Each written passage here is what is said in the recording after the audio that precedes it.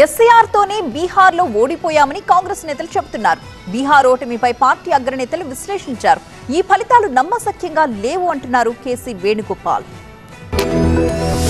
బీహార్లో ఓటమి తర్వాత కాంగ్రెస్ ఆత్మ పరిశీలన చేపట్టింది. ఢిల్లీలో కాంగ్రెస్ నేతల కీలక సమావేశం జరిగింది. పార్టీ అధ్యక్షుడు ఖర్గేతో ఆయన నివాసంలో రాహుల్ గాంధీ భేటీ అయ్యారు. ఈ సమావేశానికి కేసీ వేణుగోపాల్, అజయ్ మాకన్ హాజరయ్యారు. బీహార్లో 61 సీట్లకు పోటీ చేసి 6 సీట్లకే కాంగ్రెస్ పరిమితమైంది. గత అసెంబ్లీ ఎన్నికల కంటే 13 సీట్లు తగ్గింది కాంగ్రెస్ బలం. బీహార్ ఎన్నికలకు ముందు ఓట్ చోరీపై ఉద్యమం చేసింది కాంగ్రెస్. ఎస్ఐఆర్ ను కూడా తీవ్రంగా వ్యతిరేకించింది హస్తం పార్టీ. ఎస్ఐఆర్ కారణంగానే మహాగఠబంధన్ కూటమికి నష్టం జరిగిందన్నారు కాంగ్రెస్ నేతలు. ఈ సమావేశం తర్వాత కాంగ్రెస్ ప్రధాన కార్యదర్శి కేసీ వేణుగోపాల్ కీలక వ్యాఖ్యలు చేశారు. బీహార్ ఫలితాలు నమ్మశక్యంగా లేవన్నారు. ఈ ఫలితాలను ప్రజలు, భాగస్వామ్య పార్టీలు కూడా నమ్మడం లేదన్నారు. 90% పైగా స్ట్రైక్ రేట్ రావడం భారత చరిత్రలోనే లేదన్నారు కేసీ వేణుగోపాల్. ఎన్నికల కమిషన్ ఏకపక్షంగా వ్యవహరించిందని ఆరోపించారు.